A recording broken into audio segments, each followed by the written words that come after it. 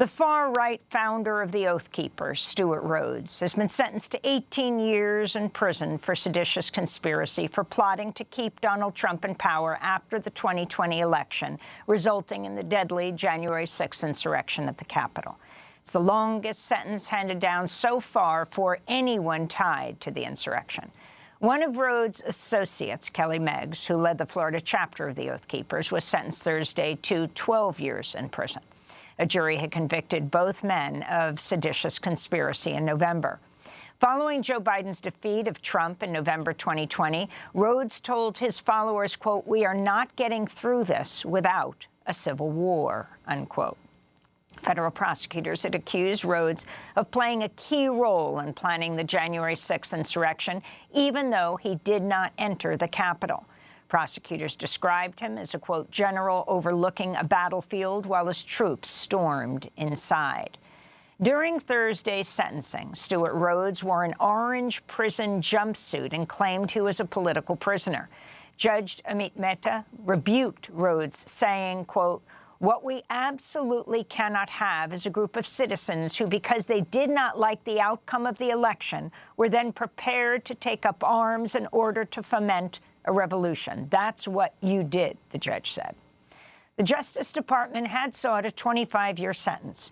We're joined now by Kristen Doerer. She's an independent journalist covering right-wing extremism. Kristen, first respond to this verdict, both for Stewart Rhodes, and talk about who he is and his associate. Thanks for having me. Yeah, this was a very substantial win for democracy. This was 18 years is a very long time for Stewart Rhodes to be in prison. And it sends a strong message of deterrence to anybody else who is considering trying to overthrow the government again in 2024 or in future years. So Stewart Rhodes is the leader of the far-right Oath Keepers organization. And so the Oath Keepers is an anti-government extremist organization founded in 2009. And they have this idea that they're protecting the United States from the federal government. And so they have always, been willing and ready to defy the federal government. And they have heavily recruited from former military members and police officers. And they have had as many as 40,000 people on their membership rolls, though likely they've only had a few thousand people as members at a time. And I will say that they've always been very conspiratorial in tone, and they, leaders of the Oath Keepers, like Stewart Rhodes, have suggested that the federal government has been taken over by global elites, and that they want to put Americans in concentration camps. So this is a very conspiratorial, far-right, extremist, anti-government organization. I mean, this is the most severe and longest penalty of over 1,000 criminal cases stemming from the Capitol attack. Yes, this is the longest sentence. Before that, it was one other man who had, I think, up to 32 prior convictions and had assaulted police officers, and he was given 14 years. And Meggs, who you mentioned earlier, the leader of the Florida chapter of the Oath Keepers, was sentenced to 12 years, which is now the third longest. This really sends a strong message of deterrence. And it also sends a message to those who are still waiting for their sentencing, who have been convicted of seditious conspiracy. Can you talk about the fact that Stewart Rhodes wore that orange prison jumpsuit, and the fact that he is saying he is a political prisoner, what he said in the courtroom? Yeah, so this is exactly what he's been doing since he's been in prison. He has said that he is a political prisoner, and I don't want to mess up this quote, so let me just take a quick look at it.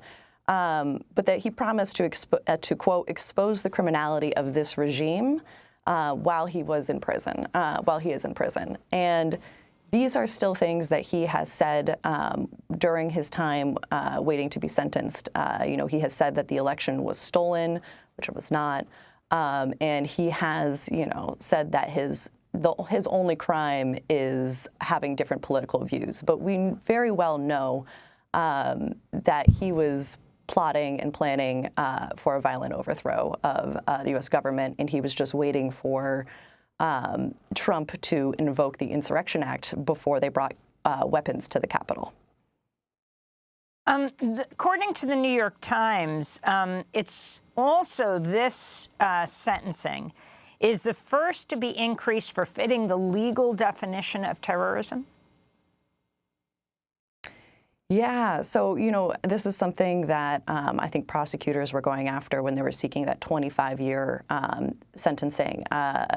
You know, seditious conspiracy holds a charge of 20 years, and so, you know, this was something that prosecutors was trying to put, you know, Stewart Rhodes in jail for a longer period of time, and this is something that, you know, the judge, you know, recognized.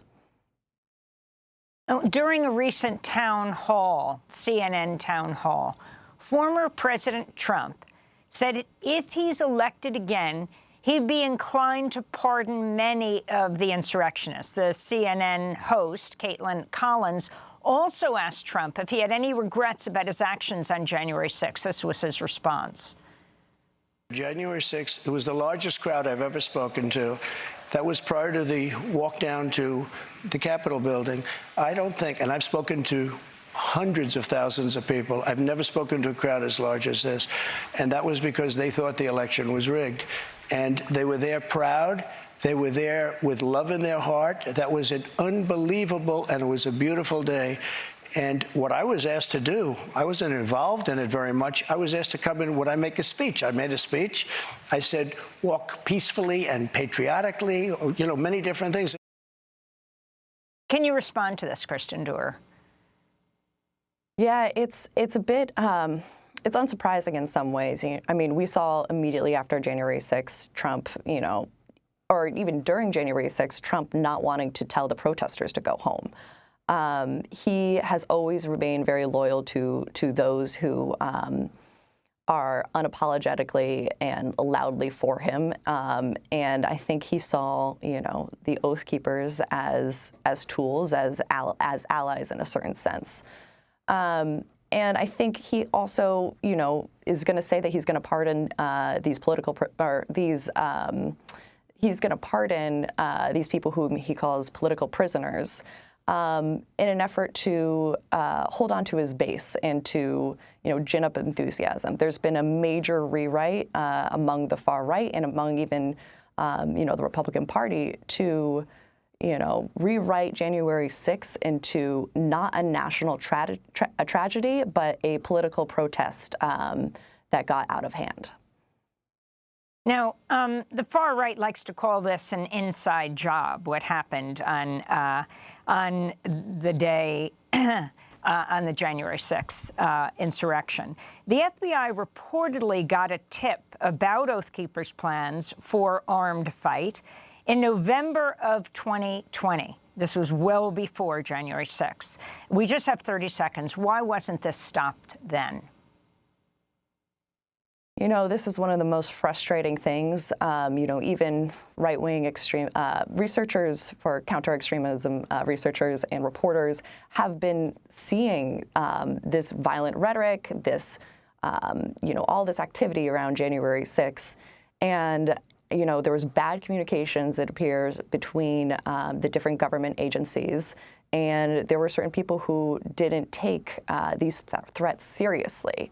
And that's something that we've seen time and time again, where when it comes to right-wing extremists, those threats are not always taken seriously. Well, Kristen Doerer, I want to thank you for being with us, independent journalist covering right-wing extremism.